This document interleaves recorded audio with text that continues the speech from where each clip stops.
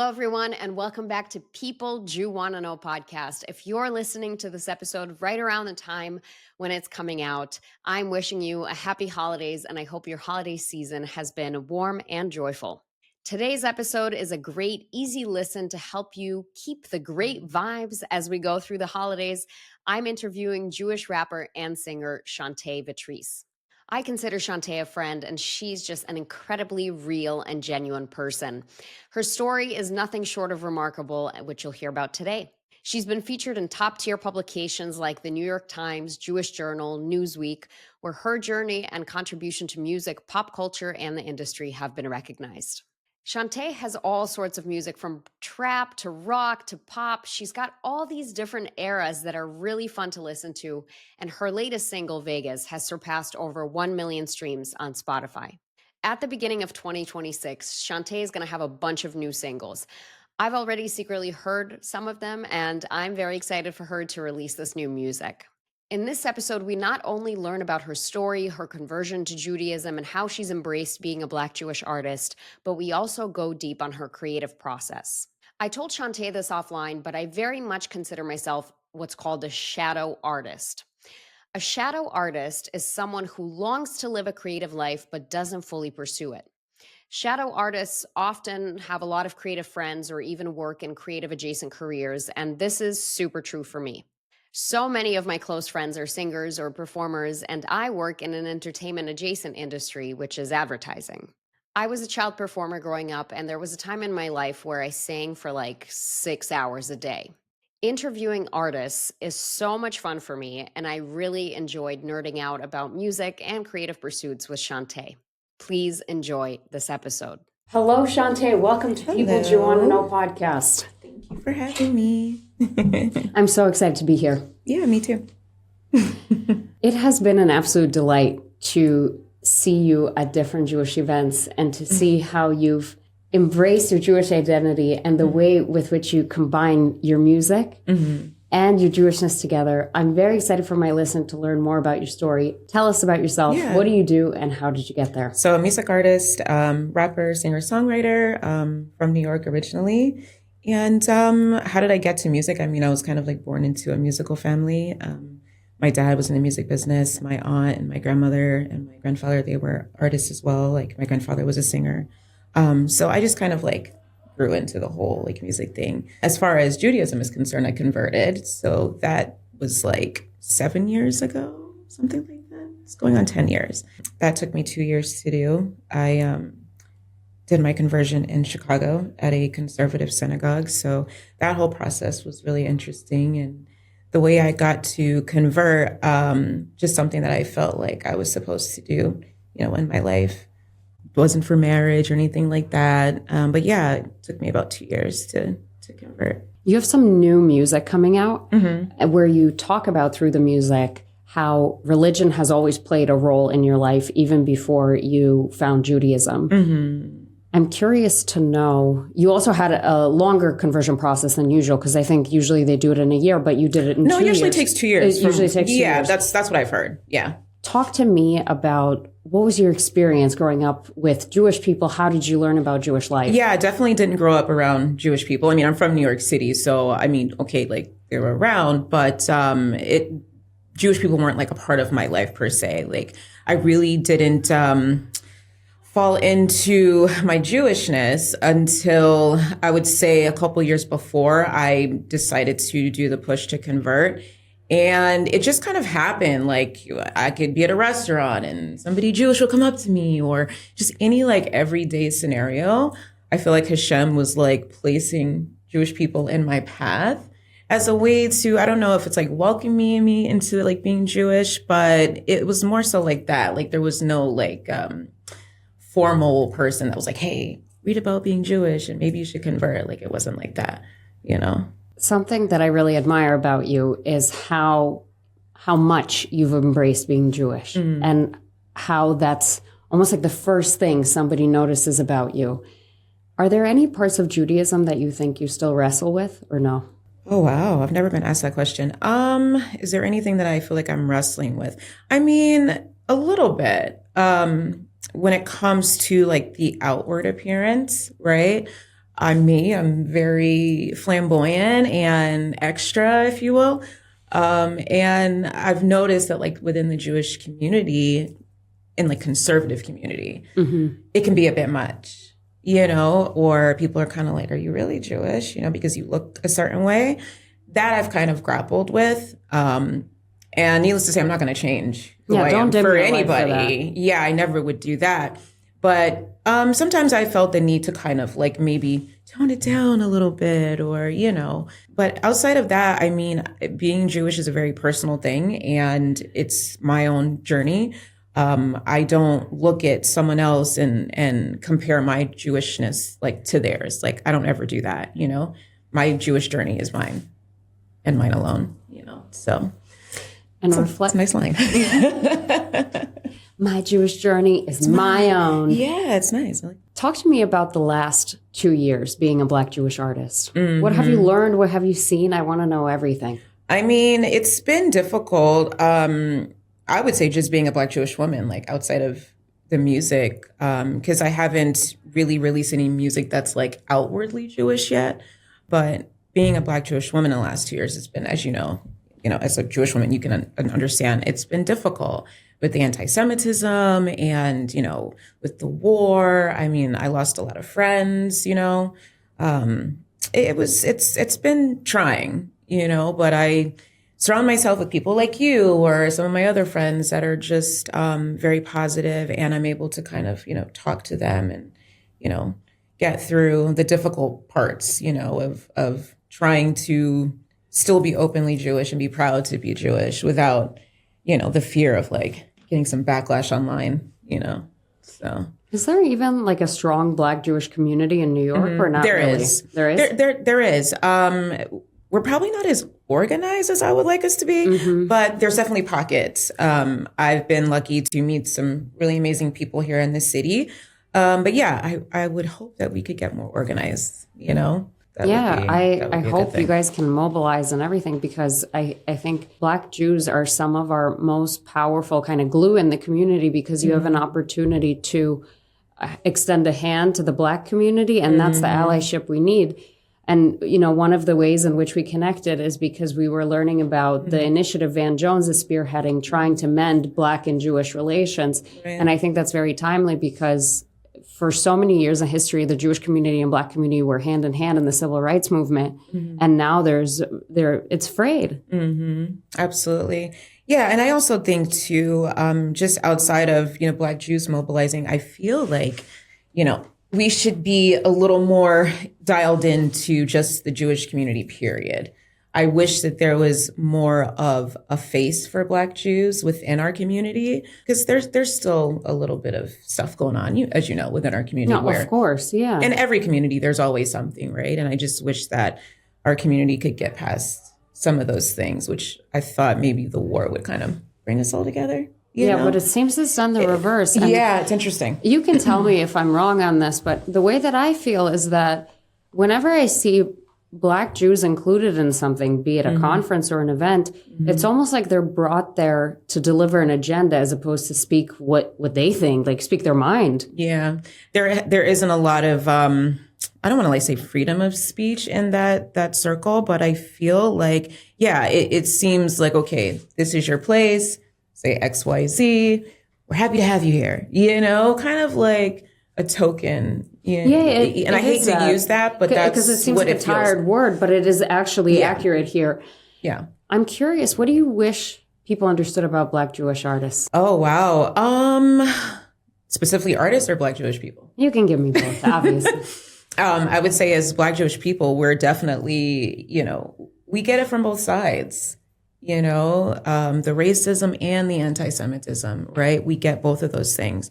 And as far as being a Black Jewish artist, there's not a lot of us, Hopefully we will be able to have more of a platform, a bigger platform. And if you're a Black Jewish artist and you're watching this, like, come to the front, Now's your time to shine. Yeah, for sure. Yeah. Well, that's the other thing that I think I hear from my friends. Not everyone's Black, but there are a lot of like minority Jews, and they all say that like they almost have to demand a seat at the table if that seat's not openly presented to them. Yeah, because it feels like sometimes you have to prove your Jewishness if you're not white passing or, not you don't look Jewish. Or you don't look Jewish. You don't dress Jewish. Yeah, you have to like prove that you're Jewish. I remember one time I was at a rooftop and I was with a group of people, and this guy, he saw I was wearing a high necklace.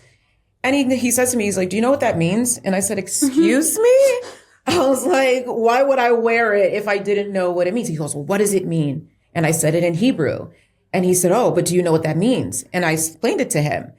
And he still was like, trying to fight me on something and trying to question me. So little experiences like that, it's exhausting, and it sucks. It really, really sucks. So, we just have to do better, I think, I want to ask you about your new music coming out. Yeah. I've listened to every single one of your songs at this point. Okay. And I see lots of different evolutions in your music. You've tried out different genres. Yeah. You've written different styles of songs. And even these singles that you're releasing in early 2026, they kind of straddle different genres still. What is the message that you're hoping to send with these tracks? Just positivity, honestly. I think we need it, especially in music. Like, before I was doing very heavily, as you know, hip hop.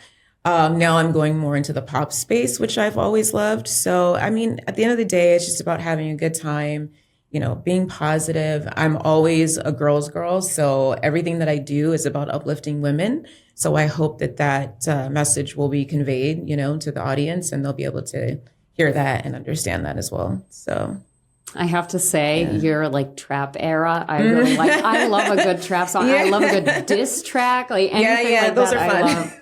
Yeah, they are really fun. Yeah. I mean, look, I'll probably go back to that eventually, but right now I'm just like exploring, like you said, other genres and pushing the boundaries a little bit, musically within myself. So it's fun. I'm enjoying it and can't wait to release the music soon. So, from the feedback that you heard from your listeners, what do you think they're drawn to, or what are they excited about? From the old music that I've had, or I've always heard people say, "You're different. You sound so different," but I like it.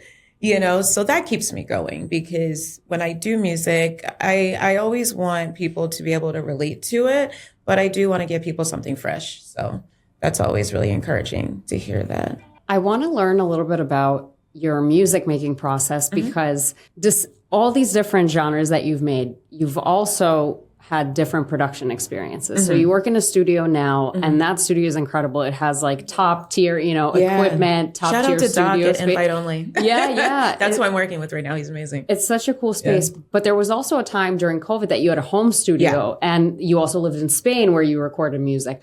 So what does your music process look like from like conception to finish? Yeah. Conception, it used to start off with me smoking. I'm not going to lie. I don't smoke as much as I used to anymore. I mean, I maybe have like a glass of wine or something. And a lot of times, like I'm walking on the street and I have like a melody in my head, or I'll come up with like a line and I'll just write it in my notes. So a lot of times I'll go back to those things and then I'll just sit with myself. And then the ideas just kind of form, and having a home studio, I'm able to record myself and you record it, don't like it, delete it, try it again. It's all trial and error and just having fun, honestly. And, whatever is in me at the time, I just try to get it out as best as I can.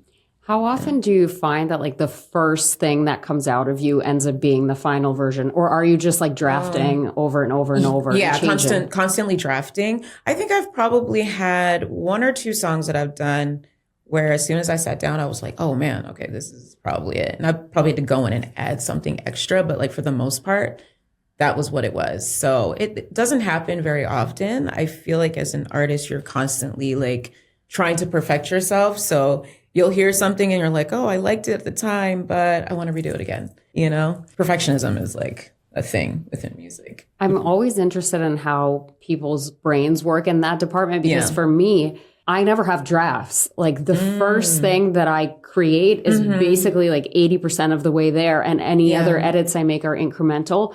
And I'm always so confused how people have all these different drafts and versions and they start over, because my brain just does not function that way. It's because in music, it's all emotion, right? So when you say, for example, like, I start recording something, it midnight, I'm in a different headspace than I would be if I'm recording something at 3 p.m. Right. So when you're working on a song, usually you're working on that song for multiple days and at different times. So depending on where your mood's at, you might hear it from a different ear. And then you're like, oh, okay, you know what? Let me just try something different, or add to it or change this. So that's how like the music process works. It just depends on like what you're trying to convey and the feeling at the time and the energy that's, present. Was there ever a time in your career that you were like severely creatively blocked? It's happened. I wouldn't say like as a whole, like I haven't spent like months in a creative block, but I've definitely had weeks where I can't write anything. I can sing, but I can't write. And I just sit in that and I actually accept it because I feel like when you try to fight that, it just makes it worse. So sometimes I'm like, look, if I'm in a creative block, I'm meant to do something else, which will feed into that creativity and then I'll come back to it. Yeah, one of the things I've been studying, especially with doing the podcast for 2 years now, because I'm always trying to innovate. I'm trying to come up with new guests, conversations that aren't happening elsewhere. Like really it's a creative pursuit. Yeah. Even though it's like conversational, it is very much a creative pursuit. And what I find is that boredom is a really effective tool for creativity because when you allow yourself to be bored, your brain can slow down a little bit and rest and then new ideas can come. But if there's a lot of like sensory input all the time, your brain doesn't have time to think on its own of new ideas because it's always it's an input, no output. Yeah, no, absolutely. And to be honest, like I like to be bored sometimes. I mean, as fun as I look, I could be the most boringest person on the planet. Like I love to be at home in my pajamas on the couch, watch TV and that's it. And I'm okay with that sometimes, so. Yeah, and you're entering your wifey era. I am. I'm very excited for you. Are you going to do a Jewish wedding? We are, and we're doing it in Paris. Okay. We're getting married in Paris. Like I haven't set an exact date, but it's going to be the end of July, like early August. And we actually have a Jewish couple that we're friends with that live there. And we're going to be staying in their place because they're going to be gone on holiday. So they're offering their apartment to us for the time that we're there. And his wife is actually helping me like source synagogues and rabbis. So to try to figure out like which route we're going to go, but definitely doing a Jewish ceremony, French style. That's amazing. Should be fun. Yeah. I'm very excited for you. Oh, thank you. I wonder, as you reflect back on your career, are there any memories that you have in your time of performing that you felt very proud? Performing? Yeah. Oh, wow. What comes to mind for you when you think of like, that was a win? Yeah. I don't actually think it was performing though for me. It was actually when I hit 1 million streams on Spotify. That was amazing because I never thought that song would have been the song to hit 1 million, right? And then also the timing of it because I've been working so hard. So, every artist, like when you hit 1 million, you're just like, oh my gosh, like for some people that's not a lot, but it's a milestone. And that milestone was big for me, to have 1 million ears on something that I created. It's pretty awesome when you think about it. Something that I struggle with that I would love your input on is sometimes it feels like though when you hit those milestones, you can't even appreciate them sometimes because you're already thinking about what the next thing is. And that's kind of the plight of the artist is you're always evolving in order to stay relevant. And it's like this vicious cycle of what's next, that you don't have time to look back and be like, okay, well, I just hit 1 million streams.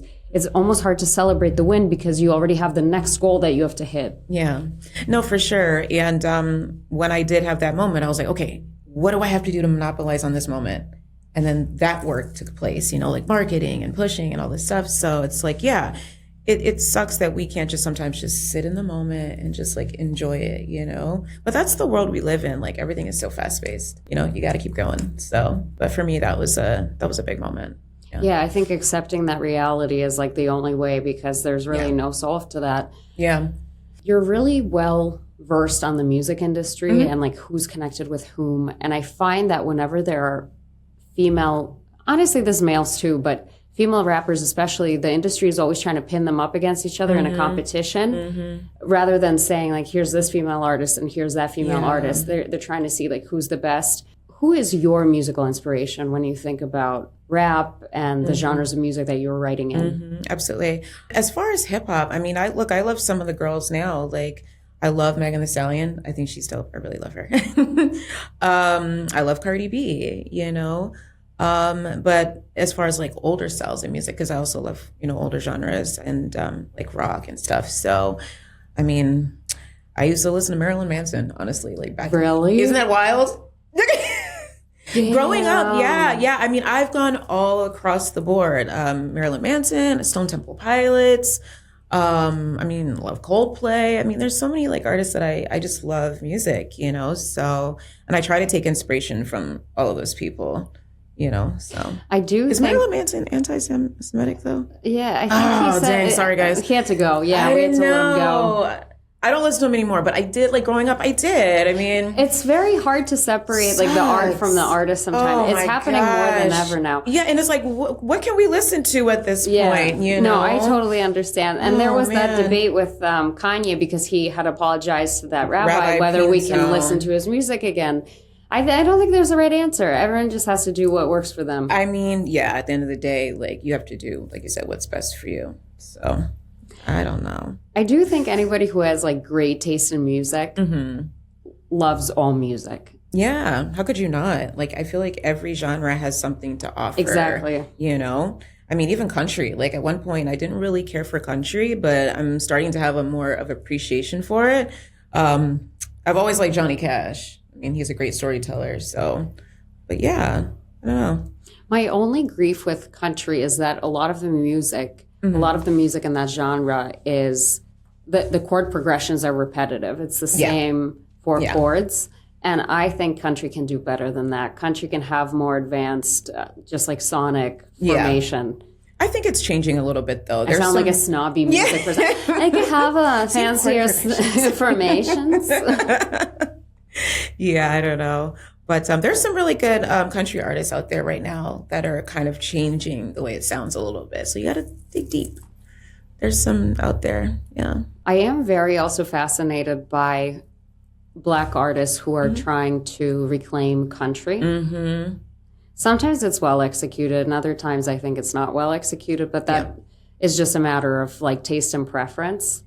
Well, yeah, and I mean, Black music, you know, if you want to call it that, you know, it originated from the blues, from that, you know what I'm saying? Like sitting on the porch with a banjo, like that was Black music. So, yeah, the country genre, I think, kind of forgot that, you know, that it did originate from Black musicians, but hopefully, you know, they'll get their due, you know, what's the word I'm looking for? Their moment to shine. Their moment, yeah. I think that's something that should happen, but we'll see. Time will tell. And what message do you have to Jewish people today? Your Jewish journey is your own. Live it, you know, be proud about it. And we just all have to stick together, I think, right now, more so than ever. How do we do it? Stop arguing over dumb stuff, for one, you know, within our community, and just like stick together. Like, you know what I mean? Like sometimes I see little conversations online about little petty stuff, you know, that don't really at the end of the day mean much. But, you know, I just feel like if we're Jewish, just stick together, honestly. I was at a Shabbat dinner last week and one of the rabbis spoke, and he actually shared an incredible story that I think is a great metaphor for what we need to see in our community. The story was basically about this young boy who ended up becoming a very famous rabbi in Talmudic scholarship. I forget what his name is, but if I remembered, it would be a rabbi everybody would recognize. I don't think it was Maimonides, but it was someone like to that caliber. Wow. And the story goes that when he was a young boy, he had wanted to do his bar mitzvah at the shul, and he had never been to a shul before, and he had never known how to read Torah until he started studying for his bar mitzvah. So it was a big deal for him. And he had studied, you know, arduously, and this was his opportunity. And when he showed up to the shul, there was apparently already a congregant there, and that congregant is the guy who reads from the Torah every week.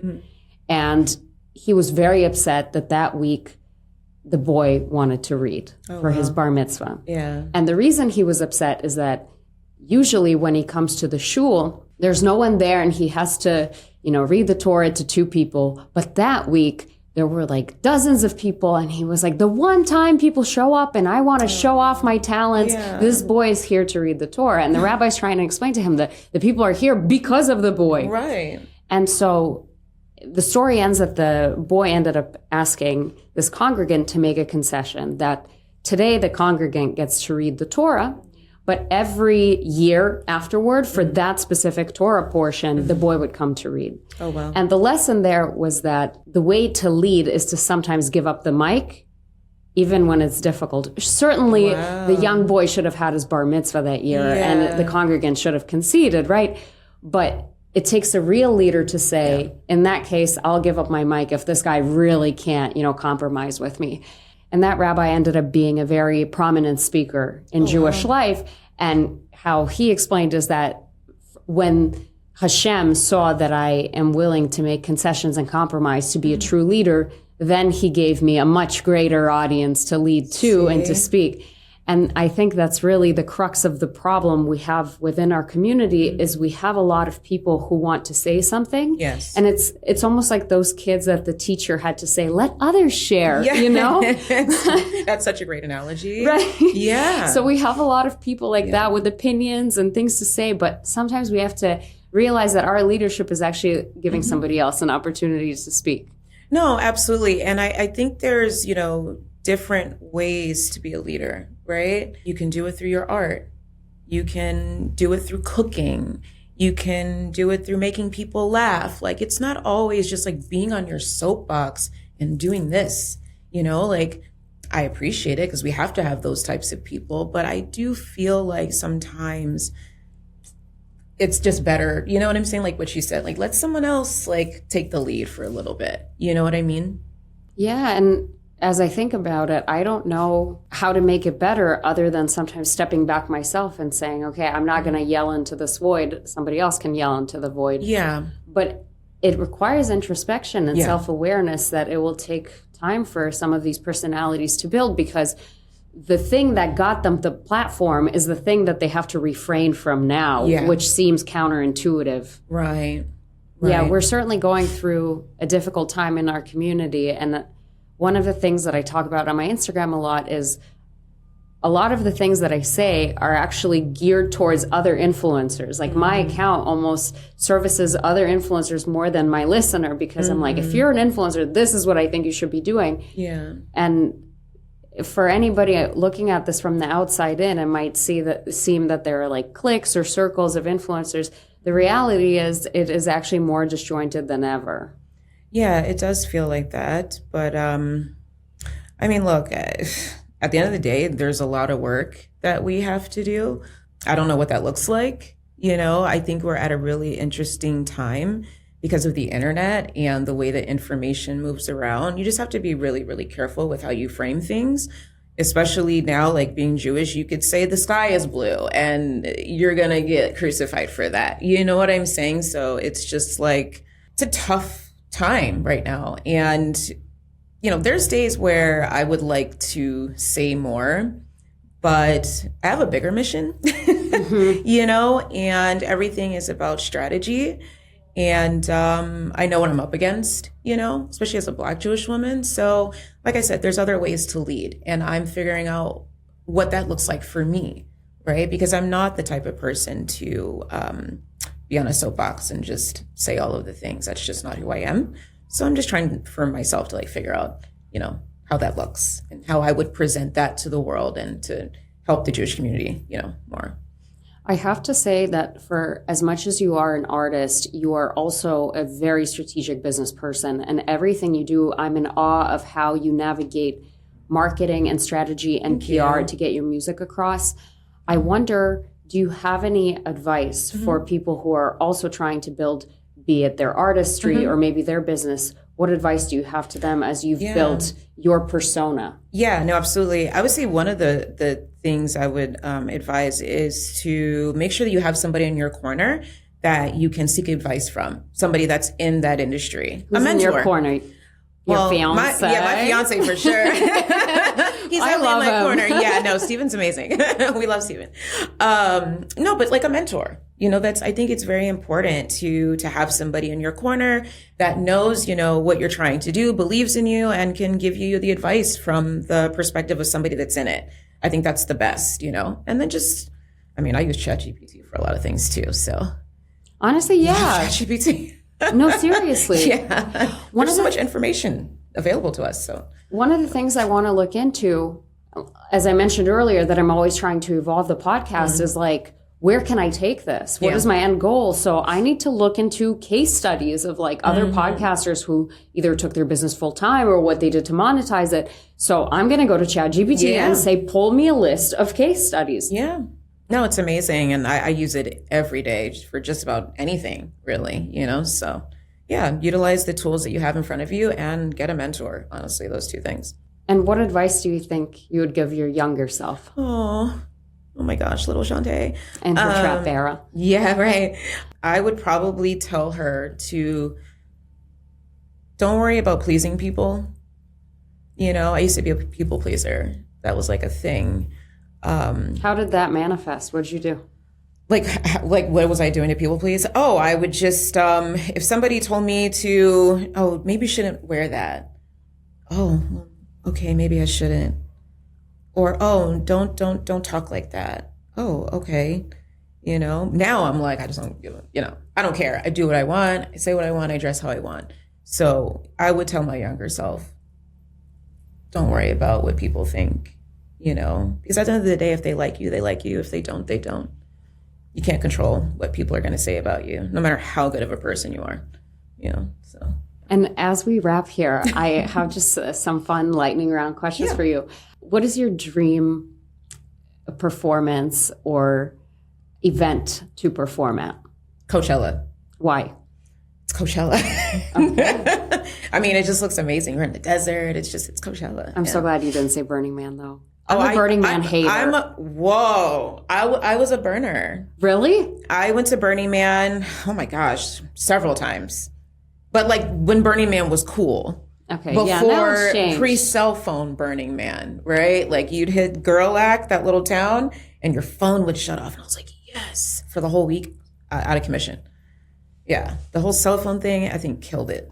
Burning Man scares the shit out of me. Why? I just think as a concept, it's really unsafe. No, to be honest with you, Burning Man is what you make it because it's such a big community.